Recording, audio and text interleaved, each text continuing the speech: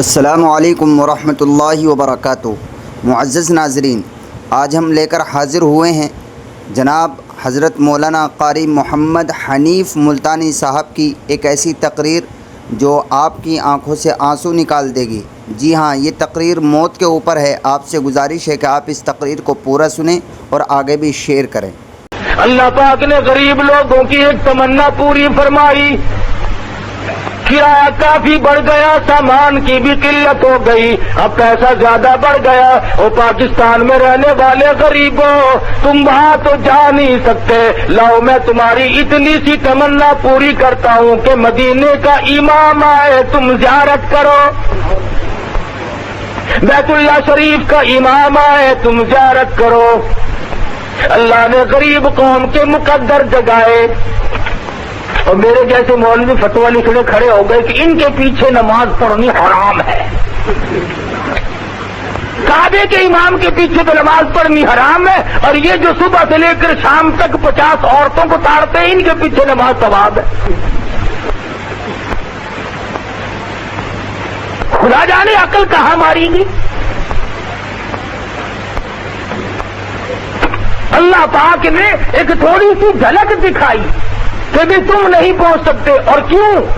حدیث پاک میں آتا، فرمایا نبی کریم صلی اللہ تعالی علیہ وسلم نے، جو آدمی صبح شام حج کی تمنا کرتا ہو اور اس کے آنسو نکل جاتے ہو، ہر وقت دعائیں مانگتا ہو اور اس کوشش میں ہو کہ مجھے موقع اللہ پاک جب بھی عطا فرما دے تو میں فوراً حج کو چلا جاؤں گا، اللہ کے گھر کی زیارت کروں گا، حرم محترم میں جا کے نماز ادا کروں گا، گنبد خضرا صلی اللہ علیہ وسلم کا دیدار کروں گا، زیارت کروں گا۔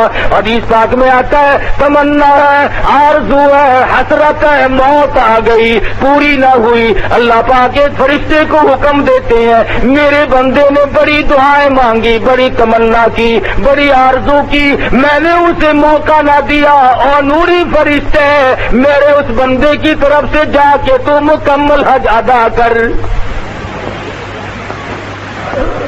کیونکہ اس کی آرزو ہے، اس کی حسرت تھی، اس کی تمنا تھی۔ اگر یہ تقریر آپ کو اچھی لگ رہی ہے تو آپ ویڈیو کو لائک اور شیئر ضرور کریں، اور چینل کو سبسکرائب کرنا ہرگز نہ بھولیں۔ تو مسئلہ کہتے ہوئے سوچنا لوگ بھول گئے کہ مسئلہ کہیں تو کس طرح سے کہے اور کیا کہے۔ تو ایک آدمی آیا فتویٰ لینے، ایک مولوی کے پاس عورت آئی، وہ کہنے لگی کہ اس طرح سے انتقال ہو گیا میرے خامند کا، مال اب جائیداد تقسیم ہونی ہے، میرا کتنا حصہ بنے گا؟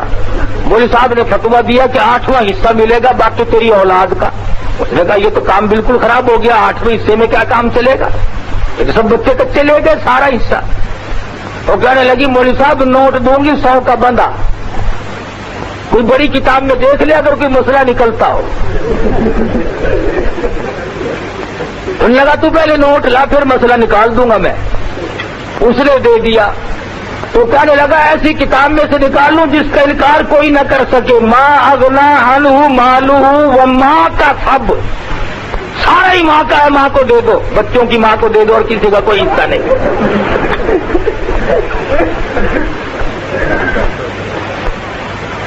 جب یوں مسئلے ہونے لگے پھر آپ اندازہ لگائے خیر کہاں سے آئی۔ ارے صحابہ کرام تو یہ تھے جنہوں نے دین احمد صلی اللہ علیہ وسلم کی حفاظت کے لیے، دین کی عظمت کے لیے 100 تلواروں تیروں کے زخم کھائے، اور محبت اور عشق کا انتہا ہو گئی، مدنی کریم کی گود میں دم توڑنے کی تمنا رکھی۔ رات کا وقت ہے، جنازہ اٹھانے والے صدیق اکبر جیسے صحابی ہیں، عمر فاروق رضی اللہ تعالیٰ عنہ، عثمان غنی رضی اللہ تعالیٰ عنہ، علی مرتضیٰ رضی اللہ تعالیٰ عنہ، بڑے بڑے جلیل القدر صحابہ ہیں۔ اور سب سے بڑی کمال کی بات یہ ہے کہ مدنی کریم صلی اللہ علیہ وسلم بھی جنازے کے ساتھ ساتھ تشریف لے جا رہے ہیں۔ جس کے جنازے کے ساتھ کالی کملی والے تشریف لے جائیں، اندازہ لگاؤ اس کا مقدر کتنا اونچا۔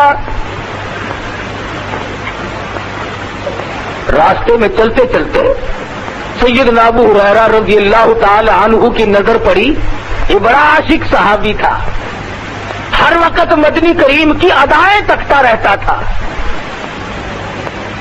اس نے دیکھا کہ مدنی کریم صلی اللہ علیہ وسلم اپنی ایڑیاں اٹھا اٹھا کر پنجوں کے بل زمین پہ چل رہے ہیں, تشریف لے جا رہے ہیں. قریب آیا اور عرض کرنے لگا, میرے آقا پاؤں مبارک میں, قدم مبارک میں کوئی تکلیف تو نہیں؟ کیوں؟ ایڑیاں اٹھا کر آپ پنجوں کے بل انگلیوں سے چل رہے ہیں, تشریف لے جا رہی ہیں, مجھے تو خطرہ ہوا کہ کوئی تکلیف تو نہیں. فرمایا, ابو ہریرہ تجھے علم نہیں, اس صحابی نے 100 کے قریب زخم کھا کر اللہ کی راہ میں شہادت حاصل کی, میری گود میں دم توڑا, تمنا کتنی اچھی کی, دین کی حفاظت کے لیے اپنی جان کو چھلنی کرا دیا. آج اس کا جنازہ پڑھنے کے لیے آسمان سے اتنے نوری فرشتے آئے ہوئے ہیں کہ پورا قدم رکھنے کی گنجائش کوئی نہیں, پورا قدم نہیں رکھا جا سکتا.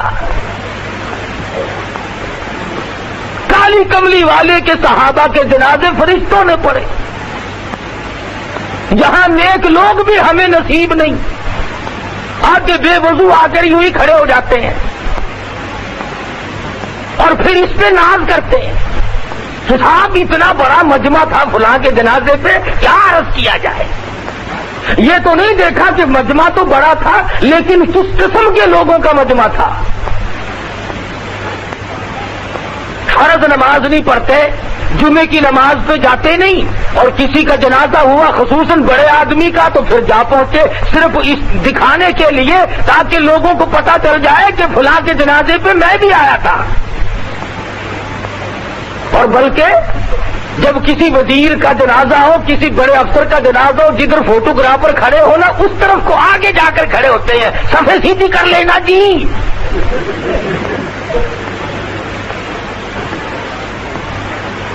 ایک آدمی اور آ رہا ہے, انتظار کرو انتظار کرو تاکہ سب کو پتہ چل جائے کہ میں بھی آیا ہوں. ہے کتنا جنید بغدادی, تیرے آنے سے بخشش ہو جائے گی بس. ذہنی تماشا دیکھو کہ آج نیتیں کس قدر بگڑ گئی. ہماری نیتوں میں فتور ہے. اگر ہماری نیتیں صحیح ہو جائیں تو یہ بات کبھی بھی نہ بنے جو اب بن رہی ہے. صرف تمہاری بات نہیں, پوری دنیا میں اس وقت مسلمانوں کا یہ حال ہے کہ قرآن کو ٹھکرایا اور اپنی مرضیات پہ چلے تو آج مار کھا رہے ہیں چاروں طرف. اب کوئی یہ ماننے والی بات ہے کہ اسرائیل کے چند بدماش یوگنڈا کے ہوائی جہاز اڈے پہ آئے اور 36 منٹ میں ان کو مار مور کر پکوڑے سے بنا کے چلے گئے.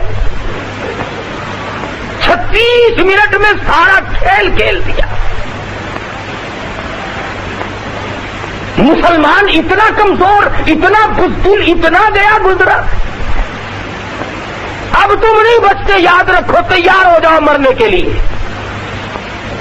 غیرت ہمارے پاس نہ رہی, شرم و حیا ہمارے پاس نہ رہی, دیانت و امانت ہمارے پاس نہ رہی, حرام و حلال کی پہچان کر کے اس پہ عمل کرنا یہ ہمارے پاس نہیں رہا. اب ہمارا بچنا بڑا مشکل ہے. پچھلے ہفتے میں انڈونیشیا میں زلزلہ آیا, 2 گاؤں سالم کے سالم زمین میں غرق ہو گئے. گناہ بڑوں نے کیے, خدا جانے کتنے بچے گود میں ہوں گے, کتنے بچے پیٹ میں ہوں گے, کتنے معصوم بچے بڑوں کے گناہوں کی وجہ سے زمین میں دفن ہو گئے, غرق ہو گئے. ابھی 1 مہینہ نہیں ہوا, فلپائن میں زلزلہ آیا, آندھی آئی, طوفان, 1 گھنٹے میں 20,000 آدمی مر گیا. اب موت تھوک کے بھو آ رہی ہے اور مجال ہے ہم بدل جائیں. نہ میں بدلوں, نہ تم بدلو, نہ دکاندار بدلے, نہ حاکم بدلے, بالکل نہیں بدلنا, اور آگے کو چلیں گے. جس طرف سے ہمیں دین نے روکا ہوگا اس طرف کو اور آگے بڑھیں گے, اور آگے بڑھیں گے. صحابہ کرام تو اتنا پہرا دیتے تھے دین احمد صلی اللہ علیہ وسلم کی باتوں کا, جو مدنی کریم سے کی ارشاد میں سے مل گیا اسی پہ عمل کرتے کرتے ساری عمر گزار دی, چاہے اس میں نفع سمجھا نقصان سمجھا. علا بن حضرمی سب قید رضی اللہ تعالیٰ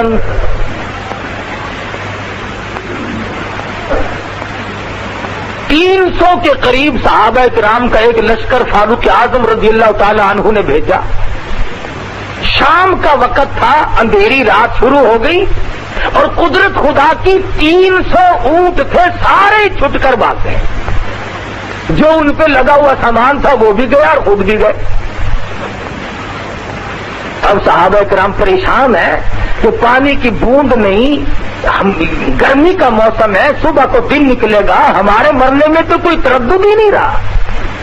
پینے کو پانی نہیں، وضو کو پانی نہیں، کھانے کی کوئی چیز نہیں، تمام اونٹ یکدم بھاگ گئے.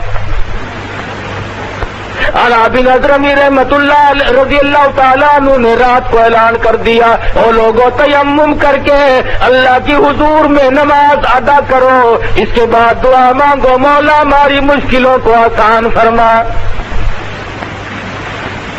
تمام رات عبادت کی، دعا مانگی، فجر کی نماز ادا کی.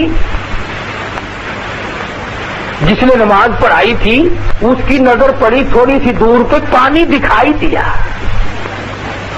دو چار اٹھ کر کہنے لگے جا کے دیکھ کے تو آئے. جا کے کیا دیکھتے ہیں کہ بہت بڑا پانی کا چشمہ بھرا ہوا ہے. شور مٹا دیا، آ جاؤ پانی پی لو، آ جاؤ اللہ نے پانی دے دیا، آ جاؤ اللہ نے پانی دے دیا. صحابہ کرام ابھی پانی پی رہے تھے، ادھر سے کیا دیکھتے ہیں کہ 300 اونٹوں کی قطار یکدم خود بخود سامان سارا لگا ہوا پھر واپس آ گئی. اب صحابی نے کھڑے ہو کر تقریر کی اور کہا دیکھو میں تمہیں کہاں لے جانا چاہتا ہوں. دارمینیا ایک جزیرہ ہے سمندر میں. کافر لوگ اس جزیرے میں کشتیوں اور جہازوں کے ذریعے بھاگ گئے اور وہاں جا کر محفوظ ہو گئے. اب ہم نے ان پہ جا کر حملہ کرنا ہے. صحابہ کہنے لگے جہاز نہیں، کشتی نہیں، سمندر میں کیسے گزریں گے، بڑا مشکل معاملہ ہے. صحابی کھڑا ہو کر کے کہنے لگا پرواہ نہ کرو، اس اللہ کی ذات پہ بھروسہ کر کے اپنی سواریوں کو سمندر میں ڈال دو. میرا یقین ہے ارادے پاک ہیں، نیت پاک ہے، عمل بھی پاک ہے، زبان بھی پاک ہے. میرا یقین ہے اللہ تبارک و تعالیٰ بغیر کشتیوں کے ہمیں پار پہنچائے گا. چنانچہ تاریخ گواہ ہے کہ سارے صحابہ کرام نے اپنے اونٹ گھوڑے جو کچھ بھی سواری تھی سمندر میں ڈال دیا. صحابی قسم کھا کر کہتا ہے کسی سواری کے پیٹ کو بھی پانی نہیں لگا. دارمینیا کے قلعے پہ جا کر جب حملہ کیا اندر سے نکلے اور کہنے لگے اب ہم تمہاری حکومت کو یوں ہی مان لیتے ہیں، اب ہمیں یقین ہو گیا کہ تم حق پہ ہو. ہم جہازوں کے ذریعے آئے، کشتیوں کے ذریعے آئے، ارے جن کو سمندر راستے بنا کر کے دیتا ہوں وہ حق پرست نہیں تو اور کیا ہو سکتا ہے. لڑائی نہیں ہوئی. صحابہ کرام کو اللہ پہ انہوں نے یقین جمایا. اللہ پاک نے سمندر کو حکم دیا کالی کملی والے کے غلام آ رہے ہیں، سڑکیں بنا کر دے ان کو. کیوں؟ ارادے نیک ہیں. ہمارے ارادوں کا تو یہ حال ہے، سڑک پہ چلتے چلتے اگر یوں نیت سے کوئی نظر ڈال لے کہ کوئی روڑا اینٹ کانٹا کہیں تو فرق ہے، اور تو کوئی ایسا فرق نہیں. آج نیتوں میں فساد آیا تو بگاڑ ہو گیا، اعمال میں فساد آیا، زمین اور زمان میں فساد آیا، ہمارے تمام معاملات میں آج فساد آ گیا. اور یہ وجہ ہے دین احمد صلی اللہ علیہ وسلم سے بغاوت. اللہ پاک نے کبھی بھی نافرمانی کرنے والوں کو معاف نہیں کیا. یہ صحابہ کرام کی جماعت ایک اور جنگ قادسیہ میں جا پہنچی. انہوں نے جا کر کے قلعے پہ حملہ کیا، اس کو فتح کر لیا. بڑا سونا ملا، بڑی چاندی ملی، ہیرے جواہرات ملے. ایک صحابی کو ایک ایسا ڈبہ ملا جس میں بہت اعلیٰ قسم کے قیمتی موتی بند تھے. اس نے جا کر کمانڈر کو دیا. وہ کہنے لگا سارا مال ایک طرف اور یہ پورا ڈبہ ایک طرف، تجھے پتا نہیں تھا اس میں کیا چیز بند ہے. صحابی کہنے لگا میں نے کھول کر دیکھا تھا. پوچھا کمانڈر نے تجھے اس کی قیمت معلوم ہے؟ صحابی کہنے لگا ہاں مجھے قیمت معلوم تھی. پھر یہ تم نے ڈبہ چھپایا کیوں نہیں؟ کہنے لگا کیسے چھپاؤں، مجھے قبر کا اندھیرا یاد ہے.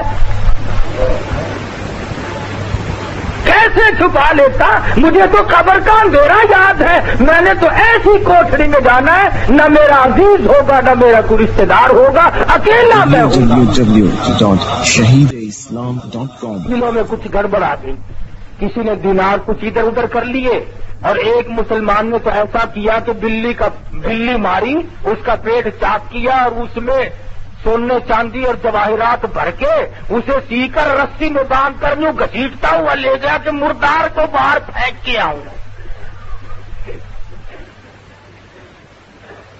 اسی طرح سے کافی سارے لوگوں نے گڑبڑ کی۔ علماء لکھتے ہیں کہ جب یہ دولت بہانے سے ادھر ادھر کر کے جہاز پہ سوار ہو کر چلے تو غیب سے آواز آئی کہ بدجانتوں کو غرق کر دو، ایک بھی نہ بچا۔ خدا کے یہاں کسی کا لحاظ نہیں کہ یہ فلانا ہے اور یہ فلاں نہیں، وہ تو اعمال دیکھتا ہے۔ آج اعمال برباد ہو گئے جبھی تو بات بگڑ رہی ہے۔ اس لیے قرآن مجید نے صاف صاف طور پہ جانت کے لیے، امانت کے لیے لوگوں کو سمجھا دیا، بتا دیا کہ خبردار ہو جاؤ۔ ما کان لبشر، کسی آدمی کو یہ چیز شایع نشان نہیں کہ وہ جس کو امانت دی جائے اس میں ذرہ برابر بھی خیانت کرے۔ حضور فرماتے ہیں امانت میں خیانت کرنے والوں کو قیامت کے دن میرا دیدار نہیں، میری شفاعت نہیں۔ اور لوگ اس وقت کھڑے ہو کر کے روئیں گے، یا لیتنی لم اتخذ فلانا خلیلا، اے کاش ہم اللہ کے سوا، نبی کے سوا کسی کو اپنا نہ سمجھتے، دنیا کے پیچھے لگ کر یوں ہی برباد ہو گئے۔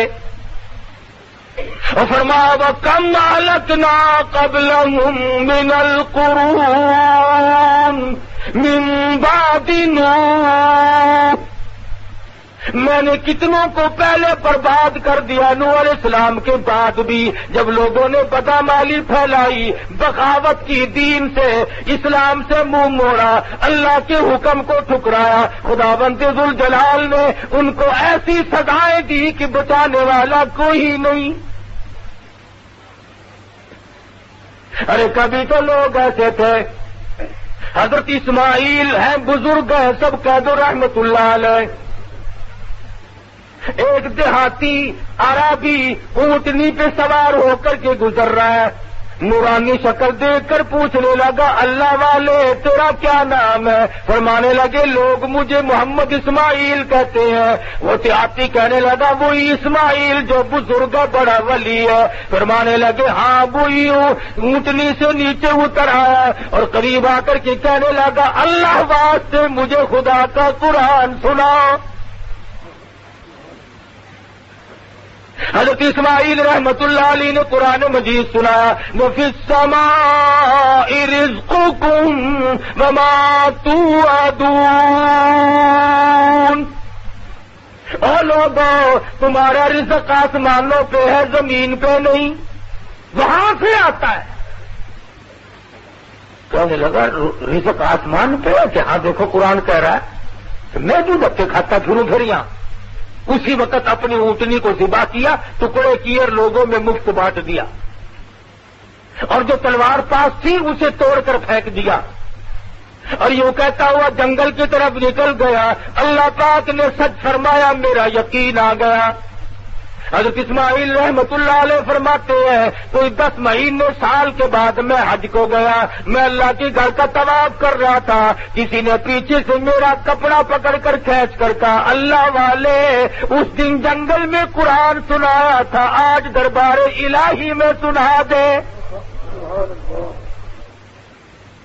وہ مجھے پکڑ کر مقام ابراہیم پہ لے گیا، میں وہاں بیٹھ گیا، پھر میں نے چند آیتیں وہی سنائی، اس کے بعد پڑھا فَوَرَبِّ السَّمَاءِ وَالْأَرْضِ إِنَّهُ لَحَقٌّ مِثْلَ مَا أَنَّكُمْ تَنطِقُونَ۔ اللہ اللہ پاک زمین و آسمان کی قسم کھا کر فرماتے ہیں لوگوں میری بات پہ یقین کیا کرو. وہ دیہاتی کہنے لگا اللہ پاک کو قسم کھانے کی کیا ضرورت پڑی, بندوں کو یقین دلانے کے لیے مولا کریم قسمیں کھائے, ہم یقین نہ کریں. ایک مرتبہ ان آیتوں کو پھر پڑھو. حضرت اسماعیل نے پڑھی, دیہاتی نے چیخ ماری, مقام ابراہیم سے دھڑام سے گر کر جان دے دی. کبھی اللہ کا قرآن سن کر لوگوں کی روح فنا ہو جایا کرتی تھی, اب تو شرم بھی نہیں آتی, اب تو حیا بھی نہیں آتی کہ ہم خدا کے قرآن سے کتنی بغاوت کر رہے ہیں. مسجدوں میں قید کرو اسے بس, اس کے لیے کوئی ٹھکانہ نہیں. میرے تیرے گھر میں جگہ نہیں, عدالت مارکیٹ میں کوئی جگہ نہیں, انصاف فیصلہ کرنے کے لیے قرآن مجید کا کوئی ٹھکانہ نہیں. نظام مصطفیٰ سے غداری ہو رہی ہے, اللہ پاک ہمیں کب تک معاف کرے گا؟ ڈھیل دے رکھی ہے بس اسے, جب نمبر آئے گا وہ سنبھال لے گا. نہ وہاں سیاست چلے گی, نہ وہاں تجویز چلے گی, نہ وہاں تدبیر چلے گی. بڑے بڑے سیاستداں لوگ پہلے آئے, ان کی کبھی نہ چل سکی اور انہیں کوئی نہ بچا سکا. علماء کرام لکھتے ہیں کہ بادشاہ وقت نے اپنا میلہ لگایا ہوا ہے, گانا بجانا, شراب پینا پلانا ہو رہا ہے, ناچ گانا, گھنگروؤں کی جھنکار ہے. بڑوں بڑوں کے کان کھڑے ہو جاوے بابا, جب عورت ناچتی ہے اچھے اچھوں کا وضو ٹوٹ جاتا ہے. تو باہر دروازے سے کسی نے زور سے دستک دی, کھڑکا کیا, تو بادشاہ نے کہا دیکھنا کون ہے. اس نے جب دروازہ کھولا, جا کے دیکھا تو پھٹے پرانے کپڑوں والا ایک مسکین کھڑا ہے. اس نے کہا دروازہ کس نے کھٹکھٹایا؟ کہ میں نے. کیوں؟ کہ تمہارے بادشاہ سے میرا کام ہے, ملنا ہے. میں نے بادشاہ سے ملنے والا منہ دیکھو, کپڑے بدن کے پورے نہیں ہے, یہ بادشاہ کو ملنا چاہتا ہے, چل یہاں. دروازہ بند کیا اور جا کر بادشاہ کو کہا کہ جی اپنا کام شروع کرو. وہ تو ایک فقیر تھا, ہم نے اس کو ڈانٹ ڈوٹ دیا ہے. نگا چھوڑ دیا تم نے زندہ اس کو؟ کہ جی ہم نے اس کو پرے کر دیا, چکے کر دیا, دفے کر دیا. جس نے میرا مزہ بگاڑا اس کو زندہ نہیں چھوڑنا چاہیے تھا. چلو بھائی ساز شروع کرو, آواز آئے, شراب کا دور آئے. اس نے دوسری مرتبہ پہلی مرتبہ سے بھی زور سے دروازہ کھٹکھٹایا, اور چوکیدار نے آ کے جب دروازہ کھولا تو یہ چھلانگ مار کے بادشاہ کے پاس پہنچ گیا. نہیں تم کیوں آئے؟ میرا کام ہے, تیرے سے آیا کیا ہوئی؟ تو میں نے کہا ہے کوئی جو اس کی گردن جلدی سے کاٹ دے. ارے بھائی میری گردن کاٹو گے؟ میں کہا اور کس, تم نے تمام مدے کا بیڑا گرک کر دیا, کرکلا کر دیا سارا, جلدی گردن کاٹو اس کی. میں کہا میری کاٹو گے؟ انہوں نے کہا اور کس کی.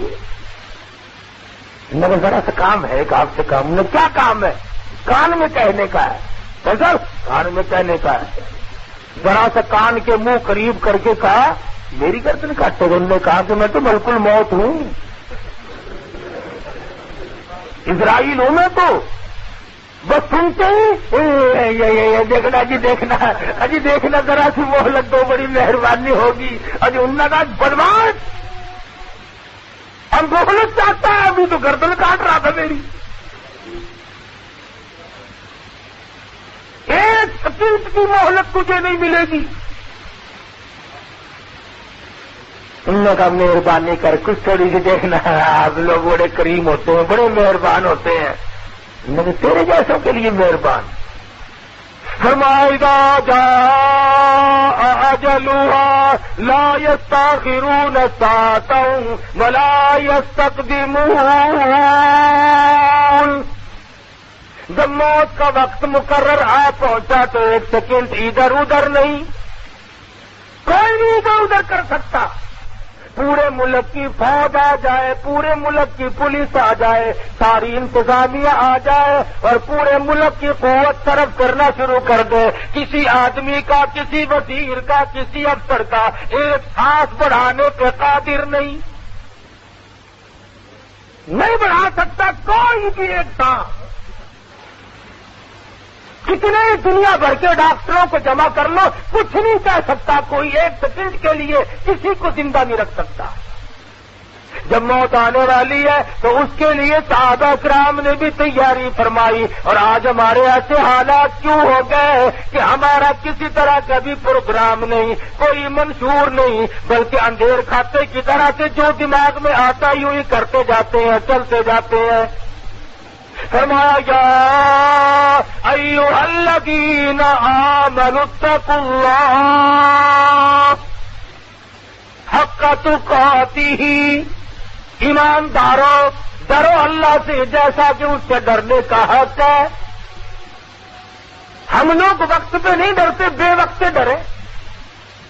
ابھی یہ جو کارخانے لیے گئے نا، ان کو اگر کسی نے جا کر کے یوں بتایا نا کہ بھی 2.5% زکات دو، یہ مولوی کھانے کے لیے بس ہر وقت بہانے بناتے ہیں، زکات کا فلانا دماغ، بات نہیں سنتے تھے۔ اپنے کھڈے پہ تھڑے پہ بیٹھ بیٹھ کر علماء کو گالیاں بکتے تھے، قرآن مجید کے اسلام کے نظام سے اعتراض کرتے تھے۔ اب سنا ہے منڈے پڑے ہیں، پرسوں ترسوں کے منڈے پڑے ہیں۔ ایک قانون آیا، تم نے کہا باہر ہو جاؤ۔ میں نے کہا جی کیا بات ہے؟ میں نے کہا باہر ہو جاؤ۔ بسم اللہ الرحمن الرحیم۔ زکات نہ دی، خیرات نہ دی، سگا بھتیجا بھوکا مرتا رہا، چھوٹا بھائی بھوکا مرتا رہا، تیرے بچے شہنشاہوں جیسے کپڑے پہنتے رہے اور تیرے سگے بھائی کے بچے فقیروں والے کپڑے پہنتے پھرے۔ کبھی شرم نہ آئی کہ یہ میرے بھائی کی اولاد ہے، یہ میرے باپ کی نسل ہے، یہ میری بہن ہے، یہ میری خالہ ہے، یہ میری پھوپھی ہے، یہ میرے ساس سسر ہے، یہ میرا سالہ ہے؟ کبھی سلوک کرنے کی کوشش www.shahideislam.com۔ تو اللہ میاں کا یہ تو نظام ہے، یا تو وہ 2.5% مانگتا ہے یا پھر وہ سارا ہی لے لیتا ہے۔ ہم نے کہیں درا اللہ جا رہا کھڑا ہو کے، اور ابھی صرف اسی پہ بس نہیں، اور خدا جانے کس کس چیز کا نمبر ہے۔ ہمیں تو ڈر نہیں، ہم تو ہر وقت کہتے ہیں کہ ہمیں قومی ملکیت میں لے لو فٹافٹ۔ ہمارا کیا جائے گا؟ باغ اپنا نہیں، جائیداد اپنی نہیں، کارخانہ اپنا نہیں، یہ پیٹ کا کارخانہ، روٹی تو دیں گے، ہے نا؟ ہمارا کیا بگڑے گا؟ باری سب کی آنی ہے، یاد رکھو، یا سیدھے ہو جاؤ، کرو اسلام سے 30 برس اسلام سے غداری کی، نظام مصطفیٰ سے 30 سال تک غداری کی، لاکھوں مسلمان کٹوایا جب پاکستان بنا، شرم نہ آئی کہ ہم ان معصوم بچوں کی روحوں کو تکلیف دیں گے۔ ہندوستان سے آنے والے لوگ جانتے ہیں، جب ہندو گنڈے حملہ کرتے تھے، سکھ بدماش جب حملہ کرتے تھے، تو عزت والی عورتوں نے، سمجھدار بہنوں نے سونا نہ اٹھایا، چاندی نہ اٹھائی، مال و دولت نہ اٹھایا، گھر میں سے قرآن لیا اور گلے میں لٹکایا اور اپنے قریب کے کنویں میں چھلانگ لگا دی۔ کسی کافر کا ہاتھ اللہ کے قرآن پہ نہ آئے اور میری آبرو پہ نہ آئے۔ تم نے 30 برس تک ان بہنوں کا منہ چڑھایا۔ اب سوال یہ پیدا ہوگا کہ جی یہ جو لے رہے ہیں یہ ان کے پاس رہیں گے؟ اللہ میاں کا نظام یہ ہے، اس نے ہر چھوٹی مچھی کے پیچھے بڑی مچھی لگا رکھی ہے، ادھر ادھر سے معاملہ یہی گول ہوتا چلا جائے گا۔ بہرحال ہم پریشان ہیں اور رہیں گے جب تک حضور اکرم صلی اللہ علیہ وسلم کے لائے ہوئے قرآن کو ہم اپنے دستور میں، آئین میں، فیصلے میں۔ دیکھو صبح کو 2 حاجی لڑ پڑے، یہاں نمازی 2 لڑ پڑے، اور میں انہیں کہوں کہ آؤ قرآن فیصلہ کروا لو، بالکل نہیں آئیں گے، چاہے وہ روزانہ 100 رکعت نماز نفل کی نیت باندھتے ہو۔ انہیں کہو کہ مسجد میں مولوی صاحب بیٹھے ہیں، اسلام کا مسئلہ پوچھو، محمد مصطفیٰ صلی اللہ علیہ وسلم کی عدالت کا مسئلہ پوچھو اور اپنا مقدمہ یہی ختم کر دو۔ نہیں صاحب، کورٹ میں تمہیں لے کے چھوڑوں گا، ابھی ہائی کورٹ تک لے جاؤں گا، کیا سمجھ رکھا آپ نے؟ یہ تو نمازیوں اور حاجیوں کا اور میرے جیسے مسلمانوں کا حال ہے کہ ہم نبی کے فیصلے کو کبھی نہیں مانتے. کیوں؟ امام الانبیاء محبوب کبریا حضرت محمد مصطفیٰ صلی اللہ تعالی علیہ وسلم کا فیصلہ اپنا نہیں، خدا کا فیصلہ ہے. اور خداوند عالم چونکہ مالک کائنات ہے، خالق کائنات ہے، وہ بندوں کے مزاج کو دیکھ کر جو مالک ہے وہ جانتا ہے تقاضوں کو، وہ جانتا ہے ضروریات کو، اسی کے مطابق اس نے تمام فیصلے فرمائے، قانون بنائے. اب قرآن نے کہا نا کہ چور کا ہاتھ کاٹ دو، تم نہ کاٹو. 100 سال کی سزا بھی اگر چور کو دو گے چوری بند نہیں ہوگی. قرآن کریم نے کہا کہ زانی کو کوڑے مارو. تم اگر زانی کو چمڑا ادھیڑ دو، قتل کر دو، لیکن زنا بند نہیں ہوگا جب تک کہ سرکار مدینہ کا لایا ہوا دستور نافذ نہ کیا جائے. یہ تو آقا کے اللہ میاں کے قانون میں برکت ہے کہ جرائم کو روک دیا جائے. قانون تو اب بھی ہے، پولیس پکڑتی بھی ہے، مقدمے بھی چلتے ہیں، چوروں کو کون سا کھلم کھلا چھوڑتے ہیں. ہاں ایک بات تو ہے، اگر اس قسم کا کام کرنے والے حصہ ڈال لیں پھر ماشاءاللہ کام چلتا رہتا ہے. پتی ہوتی ہے نا، پتی اگر ڈال لی جائے نا پھر کام کھپ جاتا ہے. میں یہ کہتا ہوں کہ نظام مصطفیٰ جو ہے وہ چوری کے معاملے کا ہو، وہ زنا کے معاملے کا ہو، وہ قتل و قتال کے معاملے کا ہو، کچھ بھی ہو، دنیا کا پورا نظام، عبادات، اخلاق، معاملات، لینا دینا، خرید و فروخت، حکومت، تجارت، تمام کی تمام جب قرآن مجید نے بیان کی ہے، اس کی تکذیب کرنے والے، اس کو تردید کرنے والے، اس کو چھوڑنے والے مسلمان ہو کر کے اطمینان کی زندگی کبھی نہیں گزار سکتے. ہاں اگر اسلام اور ایمان کا انکار کر دیا جائے پھر اور بات ہے.